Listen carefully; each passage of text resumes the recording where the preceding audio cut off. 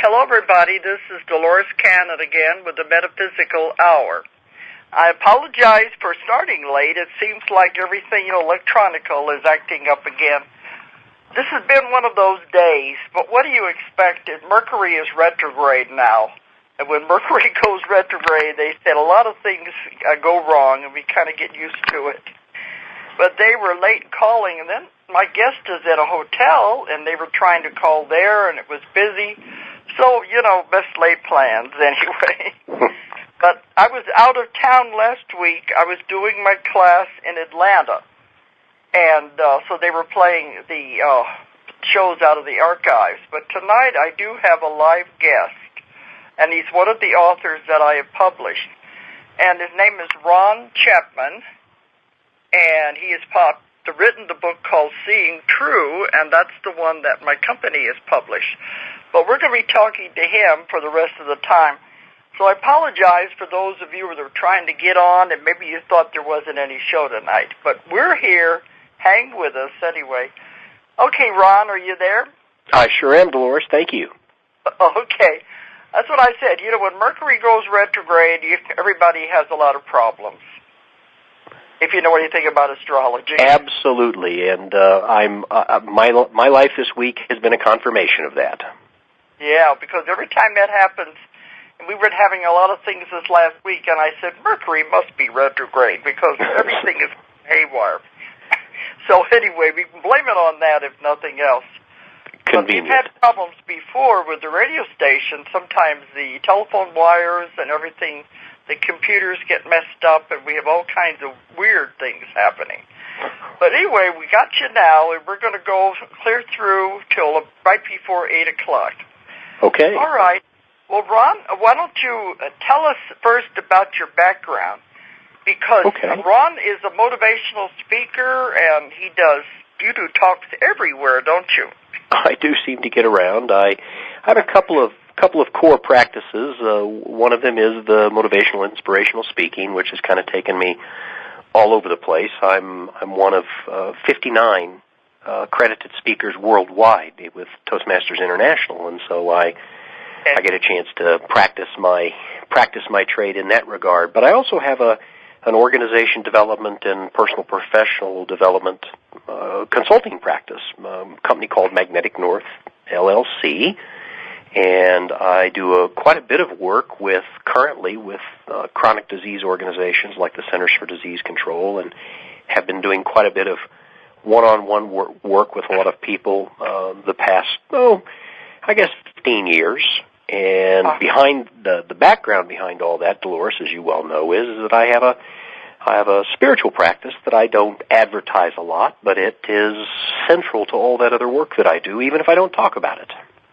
Okay, that's what I wanted to know. Tell everybody how you got started on all this, how it all began.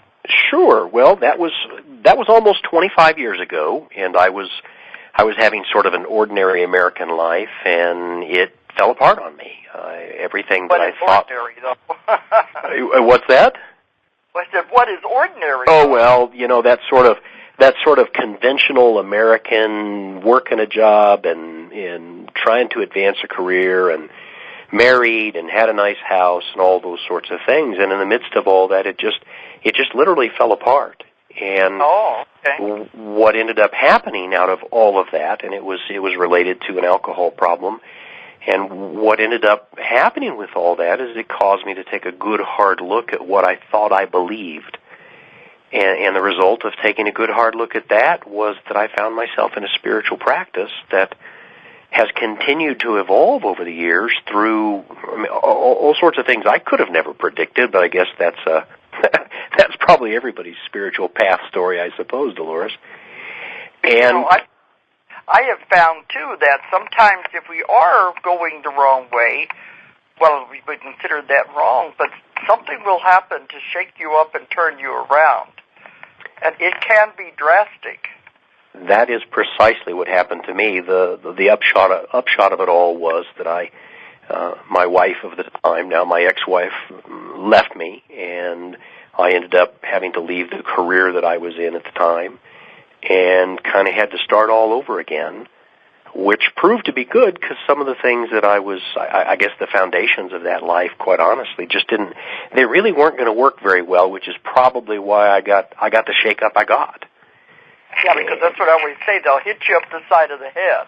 Yeah, they'll get your attention one way or the other. The spiritual 2x4. Yeah, to get you to go the way you're supposed to go. Exactly. Uh-huh. And so that got my attention and redirected me off to. I went and got some more education, specifically a master's in social work, and the results of all that took me into a broad body of work that I never dreamed. And actually, the publication of this book it feels, Dolores, like it's all timed with an opportunity for me to begin talking about some of this practice that has been sort of being formed over these almost 25 years now. Yeah. What you were doing before, you were not talking about these sort of things? Well, they sort of crept in, but there's the long history of I guess a lot of the spiritual masters was that, quite often they said to keep these things quiet and hold them close, and Jesus' admonishment to not let the right hand know what the left hand was doing, and many of the mystics telling us to not speak openly of these things. And so while it would creep in here and there, mostly, as my spiritual mentor told me recently, that he guessed that my time in seclusion was coming to an end, and that I had some teaching to do now. Okay. And so this book titled Seeing True, 90 Contemplations in 90 Days, this Seeing True practice seems to be what is now being pulled forth. And as I think you probably know, Dolores, about all we can do is try and cooperate, because I just as soon avoid getting hit by another one of those spiritual 2x4s. Yeah, that's what I mean. They'll do it if you're not paying attention. But like you were saying, we're supposed to hold it close and not speak of it. But I found it's because a lot of people don't understand, and we're not supposed to convert anybody. We're just that we'll put it out there, and if people are ready, they'll accept it. And that's what I found. Absolutely. To make anybody believe anything. Right, and one of the teachers I was working with up until a couple of years ago in Albuquerque. I'm from Albuquerque, New Mexico, and one of the teachers I was working with actually went back and pulled out some mystical literature and started pointing out how often they talk about metaphors like the flowers not needing to advertise. They just simply be flowers with their bouquet and with their brilliant colors, and they attract by virtue of that. And so there seems to be, Jesus' great line about not hiding your light under a basket. It's like we seem to attract rather than having to go out and promote these things, and it seems to take care of itself, I guess. Yeah, because you seem to draw the people to you who need this anyway. Exactly. I'm actually in Denver currently on tour with the book and a couple of other things, and I actually knew there was I met a woman yesterday at an event I did at Mile High Church here in Denver, and I knew we needed to talk some more today, but I didn't know what it was we needed to talk about. And so this afternoon we made some time, and we got a chance to talk about some things that I didn't know I was going to be talking about, some of the underlying ideas of this Seeing True, and it was a very productive couple hours. Uh-huh. But sometimes that's the way it happens. You just run into somebody and the time is right. Yeah. And what's frustrating about that, Dolores, is it doesn't always come when I'm prepared for it. Well, me either, because as a therapist, I see so many people. Uh-huh. And I all of the stories that they have to tell and all of the problems. So there's all kinds of people out there, as you well know, you're finding them too. Right. And about all I know to do is to be prepared to talk about whatever it is that seems to need to be talked about. Yeah. I was just in Albuquerque. I was teaching at the Northern New Mexico College there at Santa Fe. Oh, yeah. How did that go? Just 2 weeks ago. Yeah. And the only thing that bothered me was the altitude. Ah, did it get you, you have breathing problems? Well, no, it was headaches and like Yep. you feel a pressure, but I didn't feel comfortable. It took about 3 or 4 days to adjust. But then they said Albuquerque is 5,000 feet, and Santa Fe, where I was close to 8,000 feet. That's a big difference. Right, and they actually say when you go to New Mexico, I guess the same thing is true all up and down the Rocky Mountains, is to avoid exercise and things for the first 48 hours because the oxygen uptake is not good enough, and so you end up with headaches and exactly what you're describing. Altitude sickness, Yeah. they might call it. That's why I went in there a day or two ahead of time. I was at El Rito, if you know where that is. I do. It's a small community tucked away in a beautiful little valley. Mm-hmm. And it's the other campus for the Northern New Mexico College. How did you Kinda find like your way? How did you find your way to El Rito? That's a little off the beaten path. Well, that's where they were having the class, and they took me up there. But they said they had 2 campuses, the one in Santa Fe and the one that was out there. And so all of the students got there. We had about 40 people. It was a big class. But I've told them before on the radio, before I went, this is the only college in the United States that is having a 4-year course in natural medicine and alternative healing. And they are teaching acupuncture, homeopathy, aromatherapy, all kinds of the natural things, and they wanted me to be a part of it. So that's why I'm teaching there now, and I'm going to be going back next semester. But they're giving a BS, a Bachelor of Science, in the natural healing. And I think this is really wonderful. They're a groundbreaker. It's the first ones to ever do it. And I have a feeling the other colleges will probably going to follow suit when they see this is the way things are going. Well, there is a very long tradition, Dolores, as I'm sure you tripped across while you were there. There's a very long tradition of traditional healing in northern New Mexico, the curanderas, dating the Indians and dating well back into the Hispanic culture, which is actually the largest, the longest culture in the United States, and so. There's still a lot of people who use traditional preparations and traditional herbs, and in fact, I know a few people who still prescribe. Well, I guess prescription is the right word. Who still prepare them and provide them to their patients. So yes, I'm working with doctors all over the world now who are involved in the natural healing, and my company has published the largest herbal encyclopedia that's ever been printed. So I'm very much involved in all of this, and that's why I lecture on it and travel and do all of that. This is the way things are going. But I didn't mean to get off of what you were talking about, but I said I was just out in your neck of the woods anyway. Yeah, well, it's a good neck of the woods to be in, Dolores. Except for the altitude. And I miss my trees. I missed my trees because where I live in Arkansas, it's green and beautiful. Well, you're out in that's all high desert country, and it's pretty in its own right. It's just not at all like Arkansas. You know, every place is beautiful, and everybody lives in these places for their certain reasons. But I've got to have the woods and the trees. So when you come here for the conference, you're going to get to see what our neck of the woods is like, anyway. Well, actually, my one of my favorite areas is the Ozarks. I've found the Buffalo River area is an area I've visited a number of times and find extraordinarily pretty. Yeah, so you got an idea that every place is different, but this is where I come back. It's my retreat where I recharge my batteries when I'm not traveling. But let's go ahead and talk about the book then, because. Okay. You have had this background where you said you were searching and doing spiritual work and trying to find your answers, I guess. So what happened that really made you go over into this kind of work?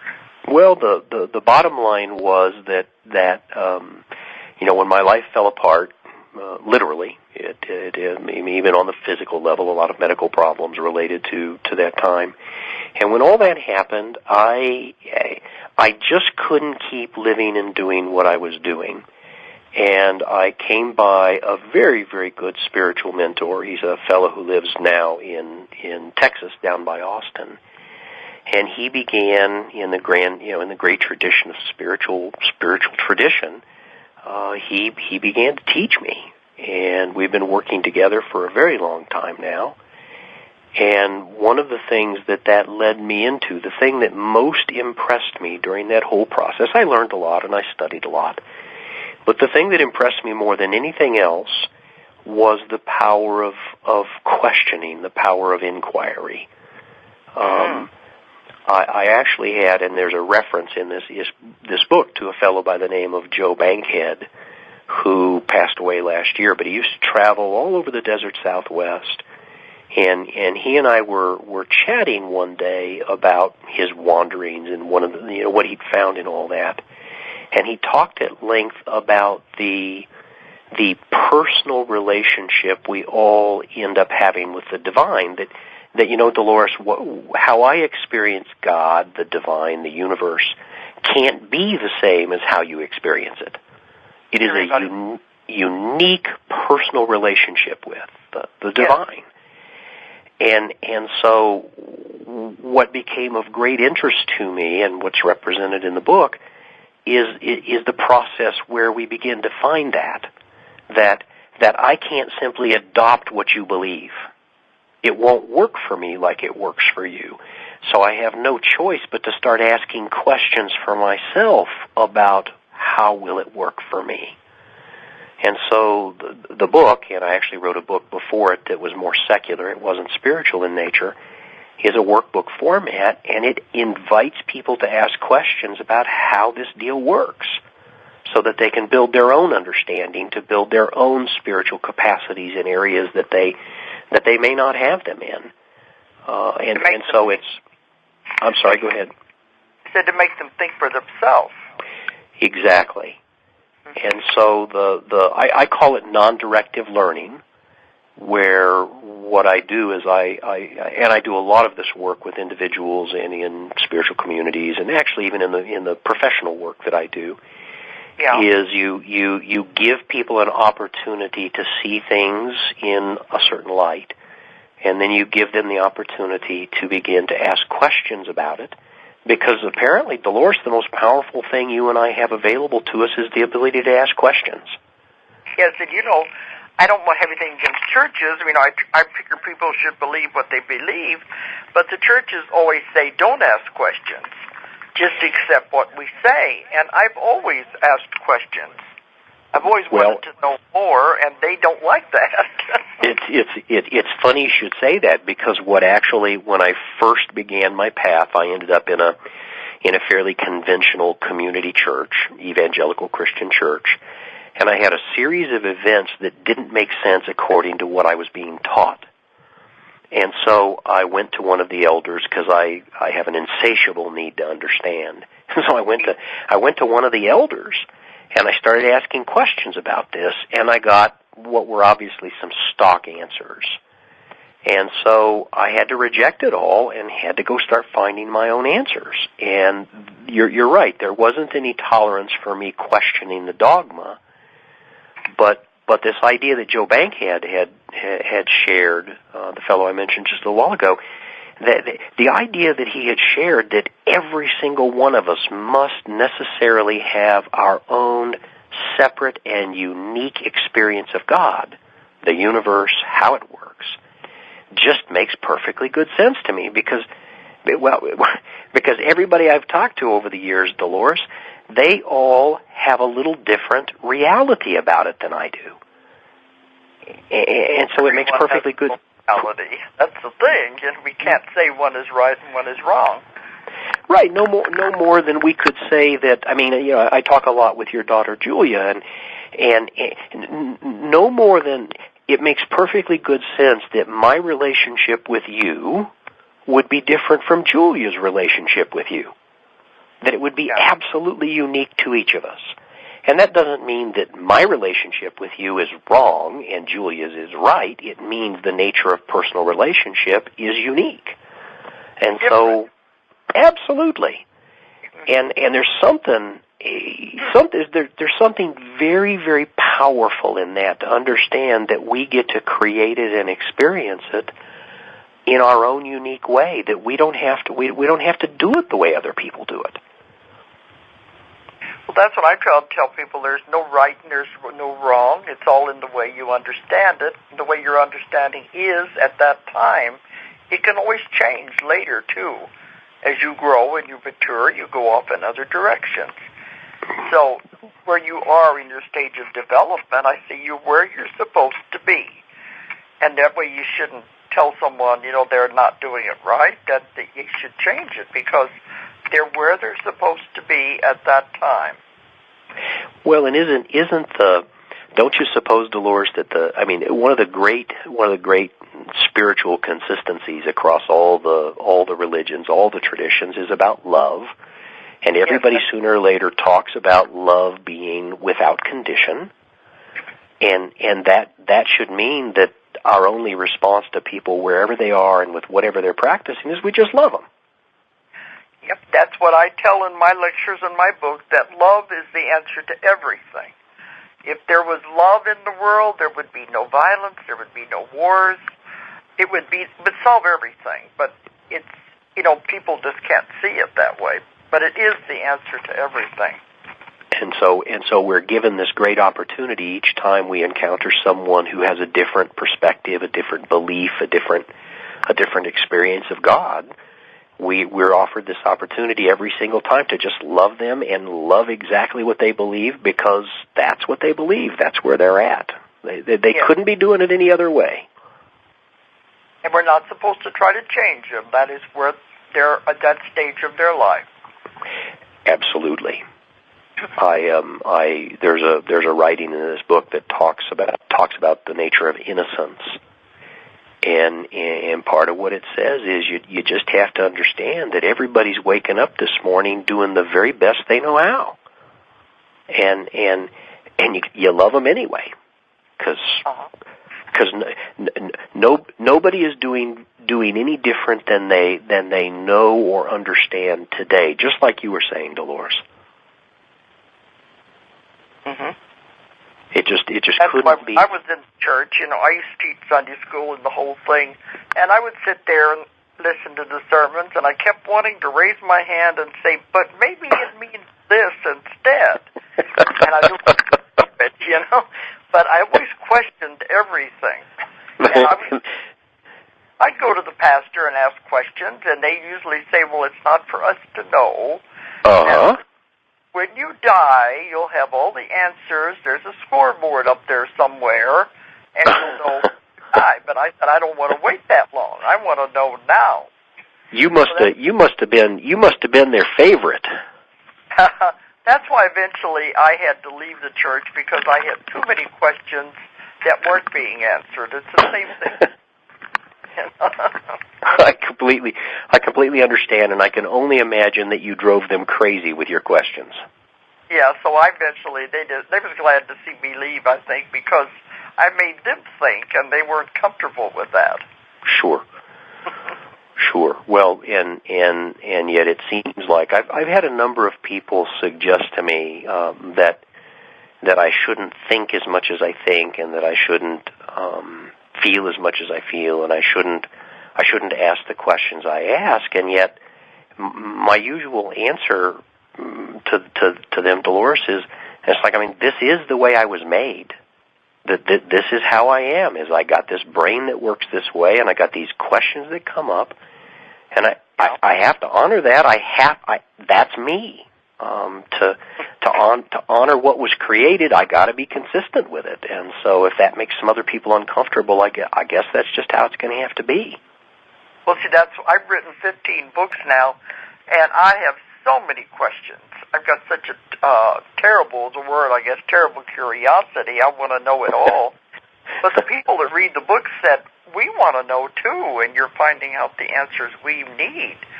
So there are people like us that are meant to go against the mold, I guess, just to be curious and want to have the answers. Now, do you find, Dolores, that a lot of those people are then, as a result of your questioning, able to undertake their own questioning?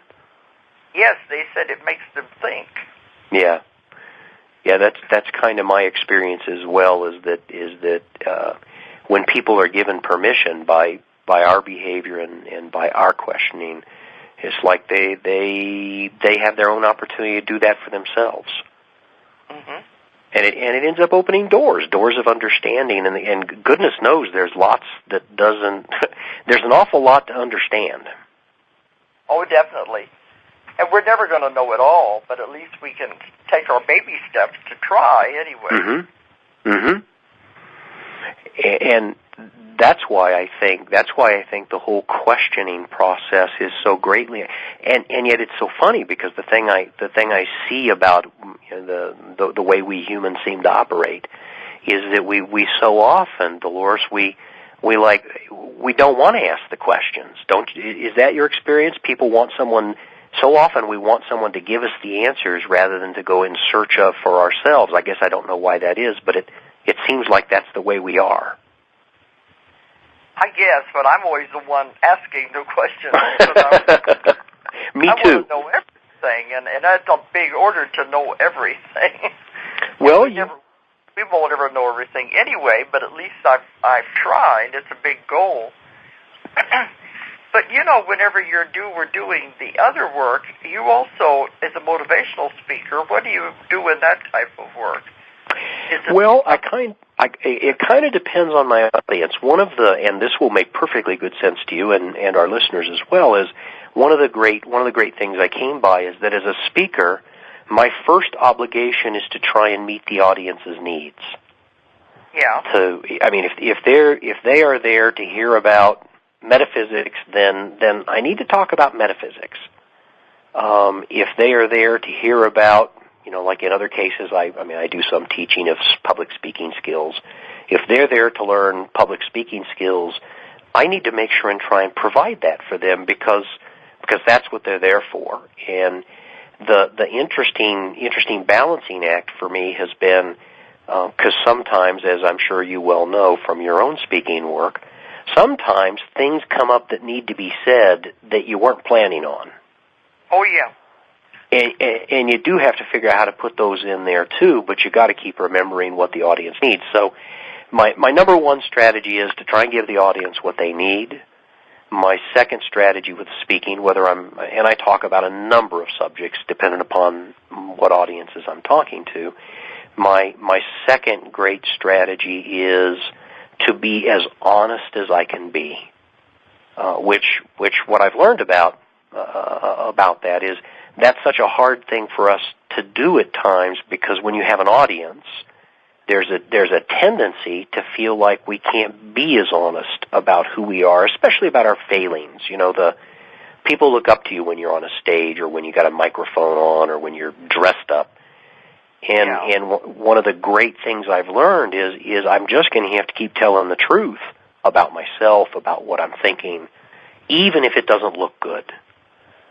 Because Go ahead. I do the same thing because I always give my background. And, it tells them that, we none of us had an easy way to get to where we are. We all had obstacles. We all had things we had to overcome. And I think they can identify with that. Well, in fact, one of my most effective closes when I do some of the professional speaking that I do is when I get to the end, Dolores, what I make sure and do is I say, I need to tell you all, I know I sounded good, I know I looked good, I'm a professional at this. You need to understand some things about me, and I'll start telling them some of the things about my life falling apart and alcoholism and some of the challenges I faced. Oh. And the reason I'll always do that is because you need to, the tendency when you see someone speak well on a stage who looks good and all that, the tendency is to think that you're not like them, that they had it easier or they didn't have the struggles that you have. And so what I try and do with that is at the end, I try and just let people know who I really am, because they need to know that if I've overcome these challenges, they can overcome theirs too, that there's nothing special about me.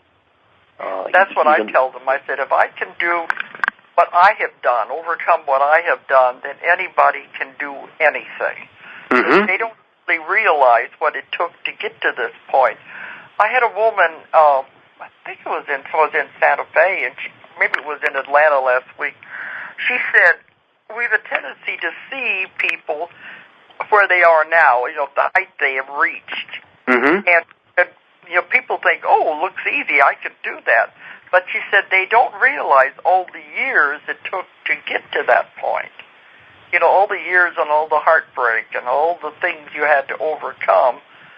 And they don't realize what it takes to get to that point. They just see that, and they say, well, that's what I want. But, it's like with these movie stars, one of them said one time, oh, yeah, they say I'm an overnight sensation. Yes, it took 20 years to become an overnight sensation. They don't realize you have to work to get to anything. And what is so funny about that, for me, is kind of like that. I mean, I speak pretty well, and I look pretty good when I get on the stage and when I do my workshops or speeches or whatever I do. And exactly what you're talking about is what happens. I get up there, and if I'm in some audiences, it's appropriate for me to be dressed in a suit, and it really depends on the audience. But what I see happen is exactly that, Dolores. They look at me, they listen to me, and they assume I've always been this way. Yeah, that's what I mean. Exactly, not knowing that there was a time when there were a great deal of struggles going on. And I know we do the same thing with, it's kind of like, okay, well, I mean, until I listen to you talk enough, Dolores, the only reality I've got is the one I have of you right now. So I got to keep listening to you and keep opening myself up to hear your whole story, so I can get the bigger picture of you, and know, as you say, that you didn't, I mean, you I don't know how many hours you had to put into writing your 15 books, but they did not just write themselves. You didn't come prepackaged with 15 books ready to do. And that's like I tell people, that's like I said, there's a lot of heartache along the way, a lot of disappointments, a lot of problems that they don't see when they're looking at the end result. Mm-hmm.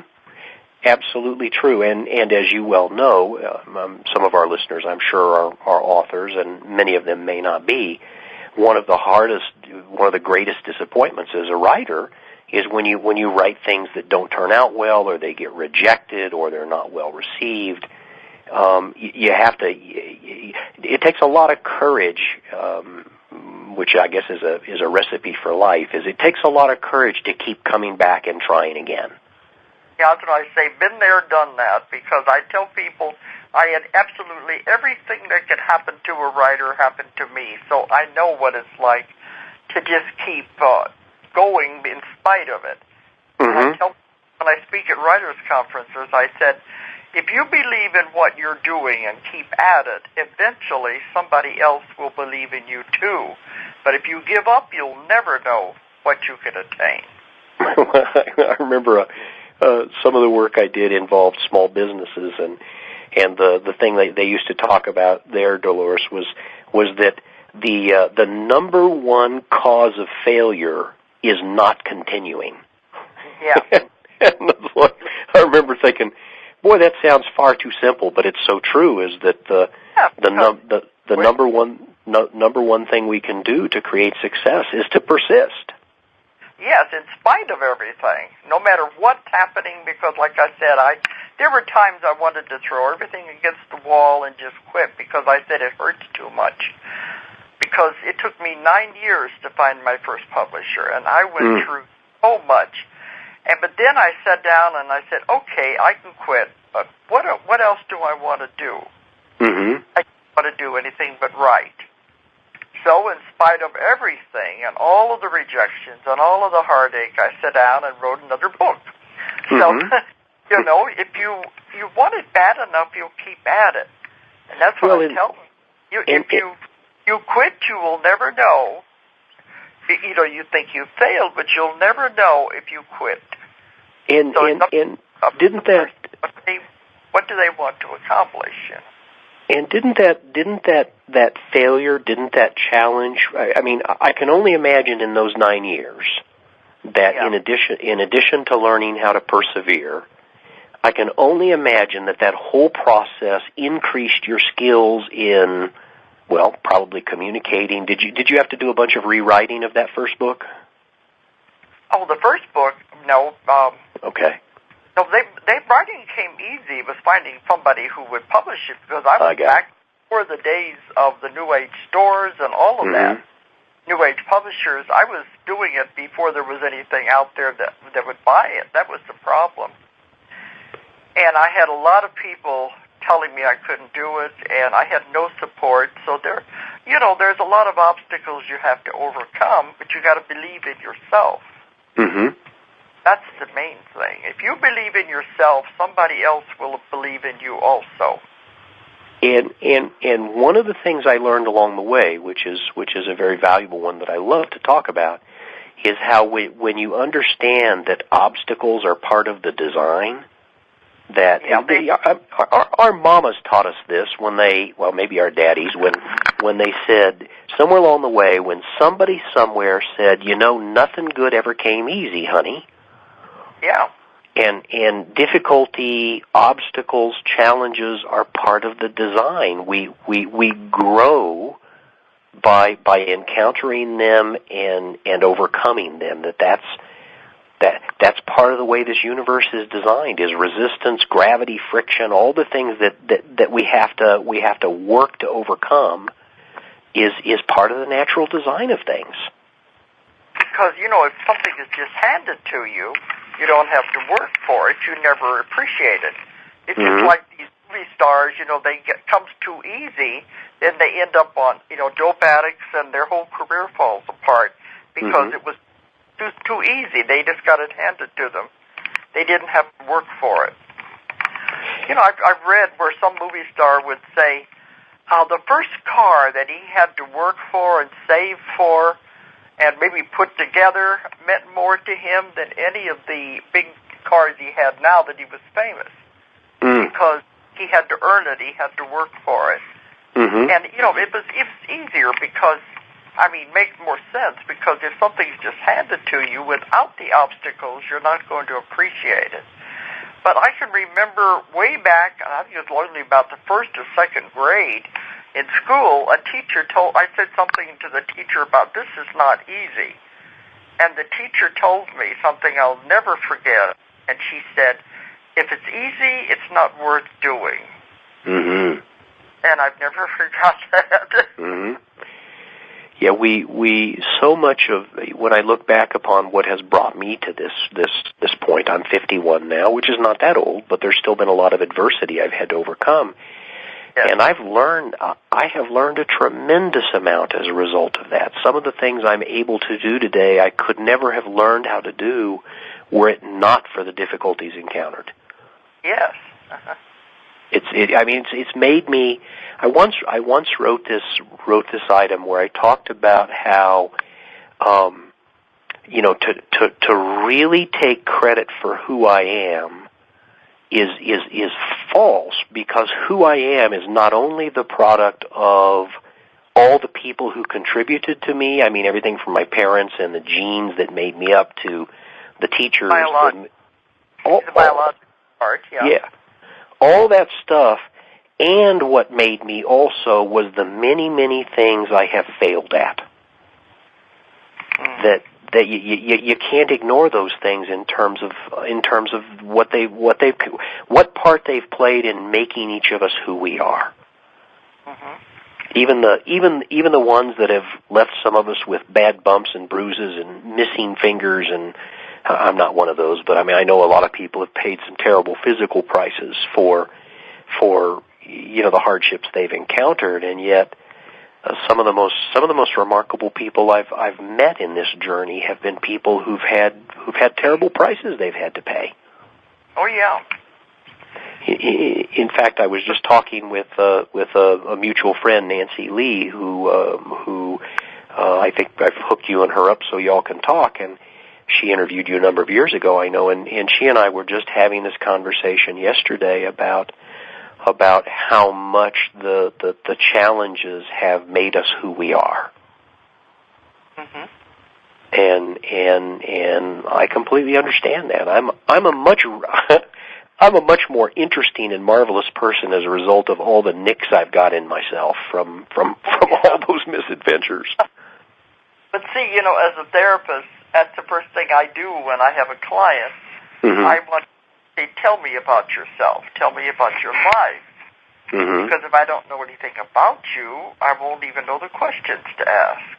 Mm-hmm. And I stay with them for long enough that they'll begin telling me all of the problems and all the things they've had to overcome. Mm-hmm. And I even know their upbringing, their childhood, because I said that's what makes you who you are. Mm-hmm. And I've heard horror stories people wouldn't believe that I always wondered, how did this person ever become a functioning adult from the way they were raised? Mm-hmm. But it's to credit that they have persevered and become a functioning adult. So I see all kinds of problem cases. But that's what I do, you know, try to help people with my work anyway. Well, and I don't know, I had one of the guys I reference in my book, a guy by the name of Jim Peterson, who had a horrible story of surviving D-Day, the beaches of Normandy, and his descent into insanity, and it was just, I mean, it's a pretty awful story, but his take home from all of that, he died a few years ago, but this would have been he was in his 80s when he was talking about this. He used to say what he used to say, Dolores, was he used to say, cuddle up to your fear and your pain.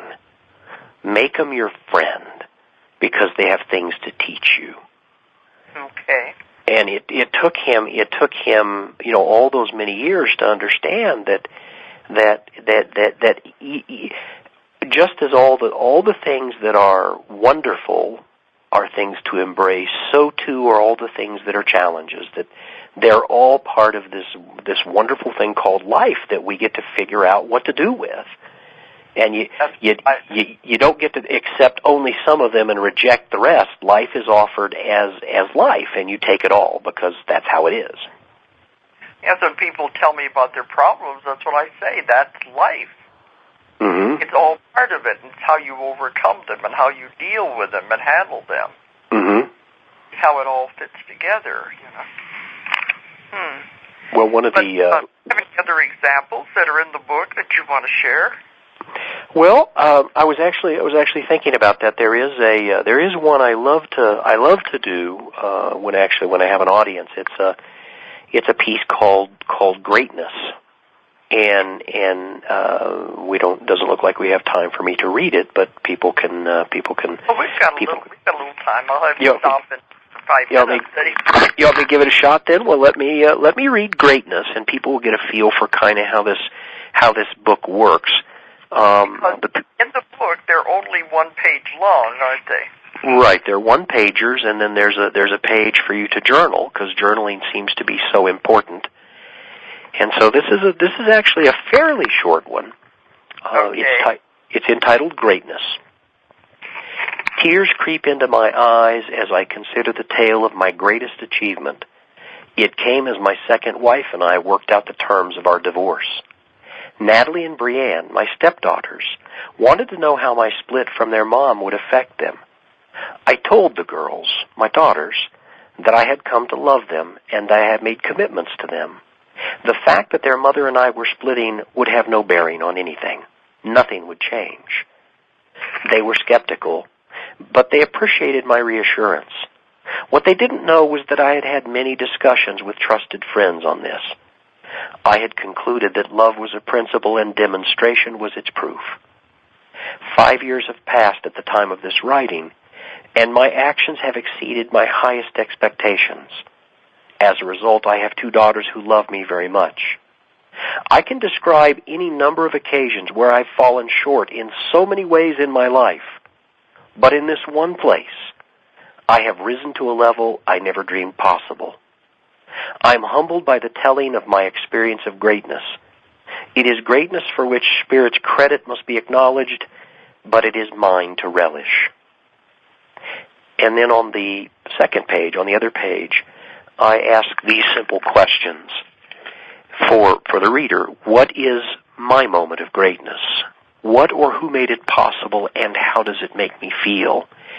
And the reason I like to use this one, Dolores, is because one of the funniest things in the world, and I know you know this because of your therapy practice, one of the funniest things about this world of ours is the last thing in the world that we feel like we can talk about is the things that we have done very, very well. We can ridicule ourselves, we can talk about all the things we've done wrong, but we're thought to be proud and boastful if we talk honestly about the things we've done well.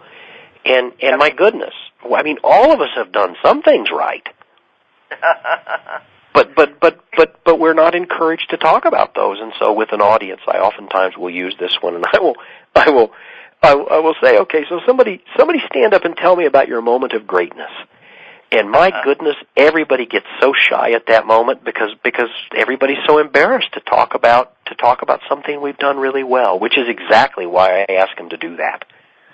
Well, they always think it's ego coming in. You know. Right, and yet, you know, to tell the truth about something we have done well is just as humble as to tell the truth about something we've done poorly. Definitely. I'm not watching the clock, but Ron, tell them, could you have a website or email if people want to contact you? Absolutely. The website is www.magneticnorthllc.com. That's magneticnorthllc.com. That is all in one word? It's one word, and that's the name of my company.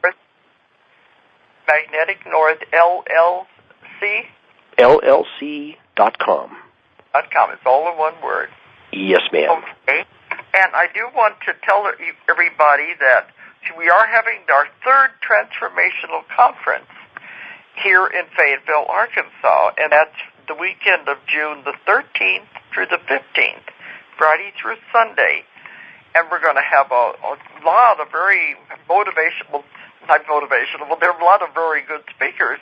And Ron is going to be there. He's going to start the whole conference off on Friday. And so you'll have a little taste of him tonight, but he'll be telling a whole lot more on Friday. So I know we're looking forward to having you there, Ron. I'm delighted to come in, and even more pleased to be the lead-off speaker. That's going to be a lot of fun for me. Okay, and the name of his book is Seeing True, and that's the way we have it. You have the subtitle is 90 Contemplations. Yeah, 90 Contemplations in 90 days, and the title is Seeing True. And it's very easy to read because each page has a different thing to make you think about. That way you can start anywhere in the book, really, and just that one page. And then, like he said, on the opposite page, you can journal, you can write what your reactions are. Yeah, and my friends tell me that the best way to use it is to set it on your nightstand and pick it up and see what page falls open, and to presume that that's God's direction for you for that day. Okay. That's rather like the Unity Church with their word for the day. Exactly. And I figure, since I didn't write it, I mean, quite honestly, it wasn't written that necessarily you would go from front to back. I just think it's important for people to get in the habit of contemplating because it's such an important part of our spiritual growth. Making them think. Yeah, because that's a very easy book to read, and it's some very important truths in there for people to read and contemplate. Okay, so we're reaching the end of the time here now, but the name of the book is Seeing True, and you can find it through. If you can't get it through your bookstores, you can have them order it through the bookstores. They can't find it. It is in their computers. A lot of times they will tell people, well, the book's not in print or it's out of print because they don't want to look it up in their computers. But you can get any of the books that we publish. And the name of our company is Ozark Mountain Publishing, And our website is www.ozarkmt.com, the abbreviation for mountain. And all of the books we publish are on there, and all the information about the conference is also on there, if you want to check it out. And it's very reasonable for the 3 days. And we're going to be here at Fayetteville, Arkansas at the Clarion Hotel. And it's not going to be very much longer now. And our 800 number, if you want to call, is 1-800-935-0045, if you want any more information. And next week, I've got to go to Newark, New Jersey. I've got a class I'm going to do up there. So it's going to be a couple of weeks now before I'll be back on again live, and then I'll be getting ready for the conference and talking more about the other speakers. But thanks, everybody, for looking in tonight, and I thank you, Ron, for being our guest. My pleasure. Thanks for having me, Dolores. I'm looking forward to Fayetteville in a few weeks. Okay, so we'll say good night to everybody. Good night. And we'll have one of the archive shows next week then. Okay. Bye-bye. Bye-bye. If you enjoyed the show, check out more of our other videos and be sure to subscribe and click the like button. Thank you for listening to the Metaphysical Hour with Dolores Cannon.